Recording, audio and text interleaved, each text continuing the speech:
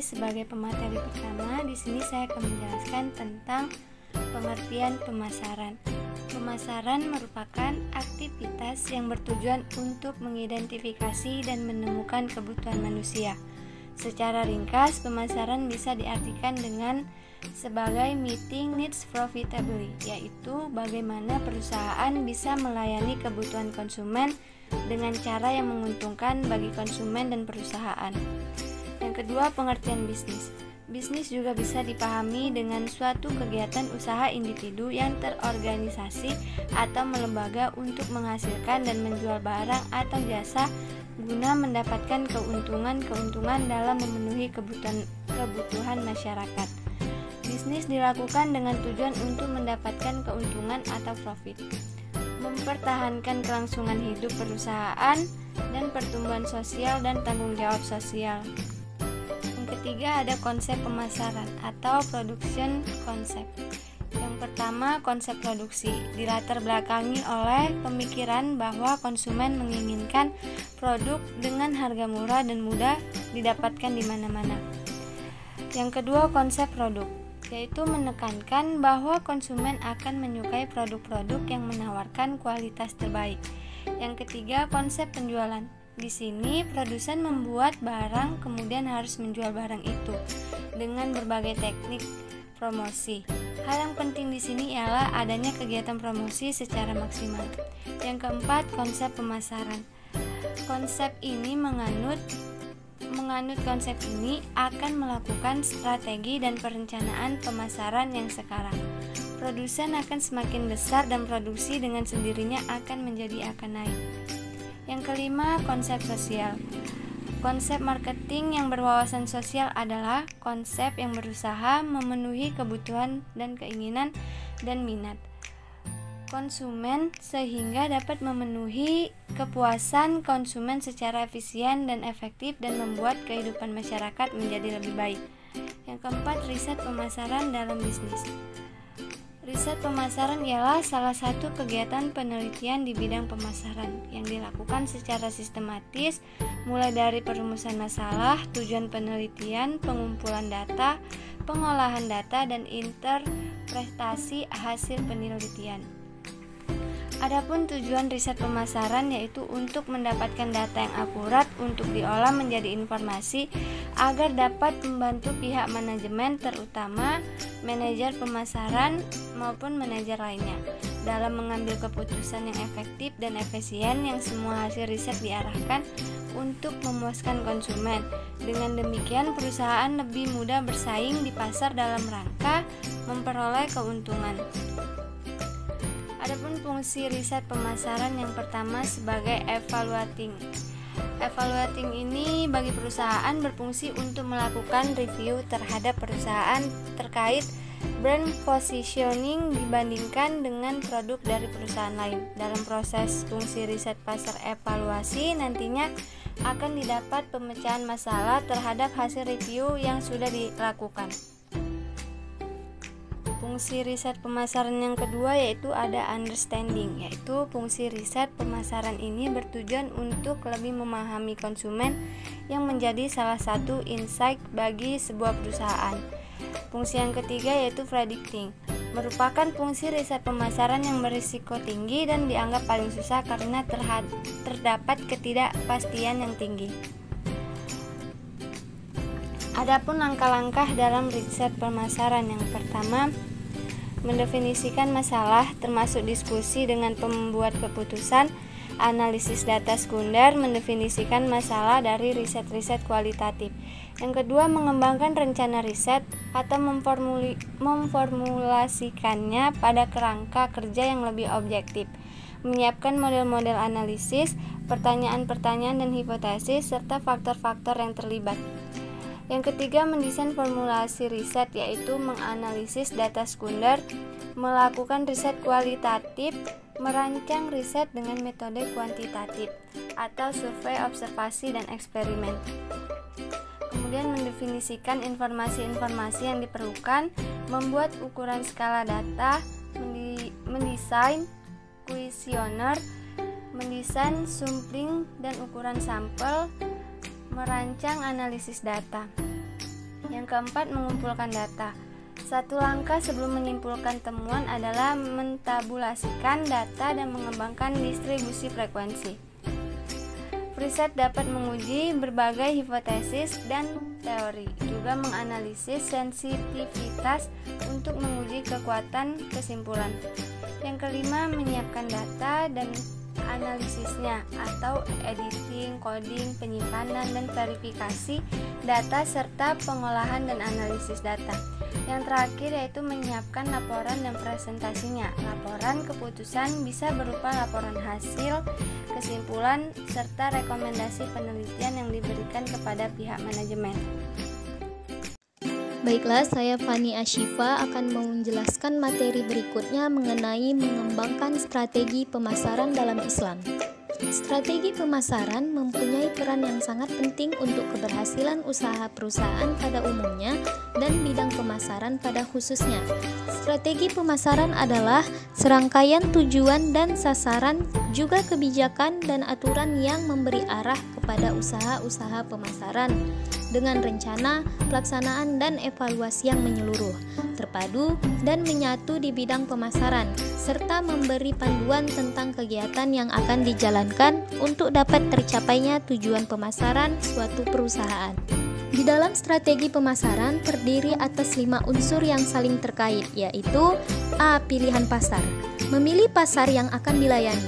Keputusan ini berdasarkan pada faktor persepsi terhadap fungsi produk dan pengelompokan teknologi yang dapat diproteksi dan didominasi, keterbatasan sumber daya internal yang mendorong perlunya pemusatan yang lebih sempit. B. Perencanaan produk meliputi produk spesifik yang dijual, pembentukan lini produk, dan penawaran individual pada masing lini. C. Penetapan harga, yaitu menentukan harga yang dapat mencerminkan nilai kuantitatif dari produk kepada pelanggan. D. Sistem distribusi, yaitu perdagangan grosir dan eceran yang melalui produk hingga konsumen akhir yang membeli dan menggunakannya.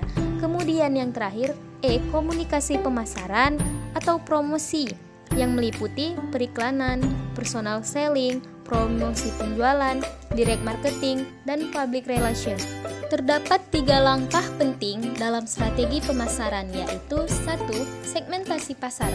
Kemampuan untuk memilah, mengelompokkan, serta mendiagnosa sistem yang ada sehingga lahir satu kesepakatan untuk melangkah pada tujuan dari pemasaran ini. Segmentasi ini timbul karena adanya perbedaan dalam pemilihan kebutuhan konsumen. Kedua, strategi penentuan pasar sasaran atau targeting, yaitu proses menyelesaikan target market yang tepat untuk memproduksi dan service dari perusahaan. Targeting juga dapat dikatakan sebagai strategi untuk mengalokasikan sumber daya perusahaan secara efektif. Atau dengan kata lain, targeting sama dengan strategi pemasaran sebagai fitting strategi dari perusahaan. Dan yang ketiga, strategi penentuan posisi pasar atau positioning adalah strategi untuk merebut posisi di benak konsumen, sehingga strategi ini menyangkut bagaimana membangun kepercayaan, keyakinan, dan kompetisi bagi pelanggan. Penentuan pasar dalam strategi pemasaran merupakan salah satu hal utama dalam menciptakan atau mempertahankan loyalitas konsumen dengan cara meningkatkan kualitas produk. Selanjutnya, kemasan produk. Pengemasan merupakan sistem yang terkoordinasi untuk menyiapkan barang menjadi siap untuk ditransportasikan, didistribusikan, disimpan, dijual, dan dipakai. Di samping itu, pengemasan berfungsi untuk menempatkan suatu hasil pengolahan atau produk industri agar mempunyai bentuk-bentuk yang memudahkan dalam penyimpanan, pengangkutan, dan distribusi. Dari segi promosi, wadah atau pembungkus berfungsi sebagai perangsang atau daya tarik pembeli. Karena itu, bentuk, warna, dan dekorasi dari kemasan perlu diperhatikan dalam perencanaannya. Dan perlu kita ketahui, teknik pengemasan dan pemilihan kemasan yang tepat memerlukan banyak pertimbangan untuk sebagian besar produk. Tujuan utamanya adalah kemasan harus menyediakan sifat-sifat perlindungan yang optimal untuk melindungi produk dari penyebab kerusakan seperti cahaya, oksigen, kelembapan, mikroba, atau serangga, dan juga untuk mempertahankan mutu dan nilai gizi serta memperpanjang umur simpan. pertimbangan lainnya adalah pengemasan harus didesain dengan bentuk dan ukuran yang cocok dan desain grafisnya harus mampu menarik pembeli. Di sisi lain, perkembangan teknologi pengemasan sangatlah pesat. Kemasan tidak hanya dituntut untuk memenuhi fungsi-fungsi dasar sebagai wadah, perlindungan dan pengawetan media komunikasi serta kemudahan dalam penggunaannya, tetapi saat ini suatu kemasan juga dituntut untuk ramah lingkungan dan turut aktif dalam memberikan perlindungan produk atau active packaging serta cerdas dalam memberikan informasi kondisi produk yang dikemasnya atau intelligent packaging. Baiklah, di sini saya akan memaparkan materi penetapan harga produk. Harga memiliki dua peranan utama dalam proses pengambilan keputusan para pembeli, yaitu peranan alokasi dan peranan informasi. Yang pertama, peranan alokasi dari harga, yaitu fungsi harga dalam membantu para pembeli untuk memutuskan cara memperoleh manfaat atau utilitas tertinggi yang diharapkan berdasarkan daya belinya. Dengan demikian, adanya harga dapat membantu para pembeli untuk memutuskan cara mengalokasikan daya belinya pada berbagai jenis barang dan jasa. Pembeli membandingkan harga dari berbagai alternatif yang tersedia, kemudian memutuskan alokasi dana yang dikehendaki. Peranan yang kedua ialah peranan informasi dari harga, yaitu fungsi harga dalam membidik konsumen mengenai faktor-faktor produk seperti kualitas. Dalam penetapan harga, yang harus diperhatikan adalah faktor yang mempengaruhinya, baik langsung maupun tidak langsung. Yang pertama, faktor yang secara langsung adalah harga bahan baku, biaya produksi, biaya pemasaran, peraturan pemerintah, dan faktor lainnya. Yang kedua, faktor yang tidak langsung namun erat dengan penetapan harga adalah antara lain yaitu harga produk sejenis yang dijual oleh para pesaing, pengaruh harga potongan untuk para penyalur dan konsumen. Yang harus kita perhatikan adalah manajemen pemasaran dapat dialihkan kepada prosedur penentuan harga yang ditawarkan.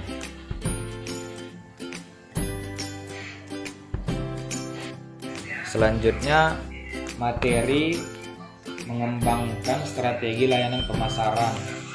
Strategi layanan pemasaran bertujuan untuk menjaga kelangsungan bisnis dengan mengutamakan pada pelayanan maksimal dari proses pemasaran terhadap produk yang disampaikan kepada konsumen. Strategi layanan pemasaran.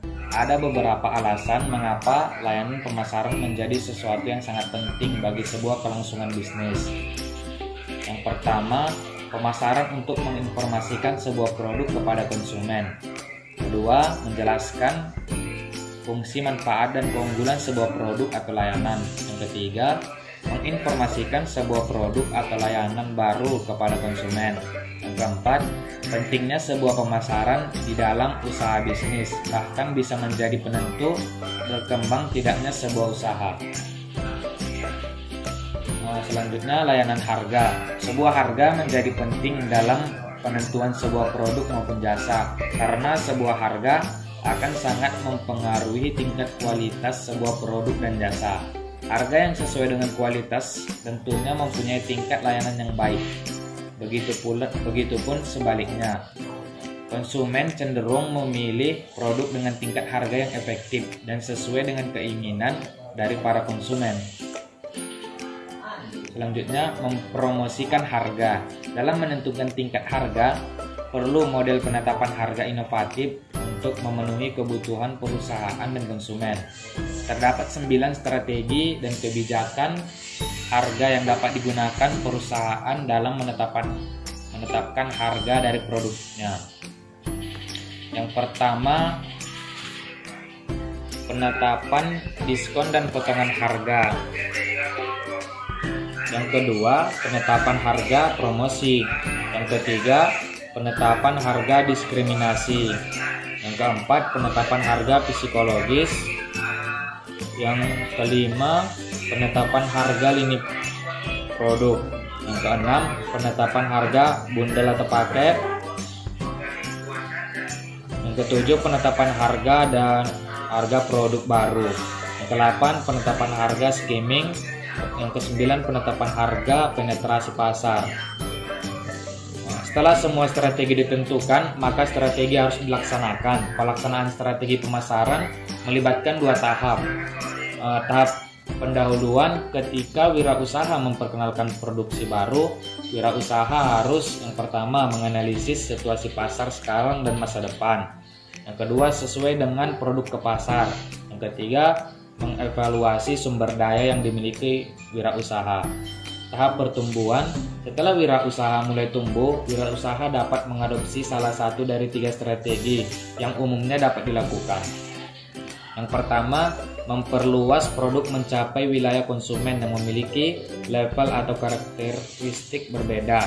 Yang kedua, meningkatkan penetrasi di pasar, sasaran yang ada dan pasar yang dikuasai saat ini. Yang ketiga, tidak membuat inovasi pemasaran, tetapi cobalah sebaliknya untuk menahan pangsa pasar yang ada dan hadir dengan desain produk dan inovasi manufaktur yang baru. Mungkin sekian dari materi dari saya. Terima kasih.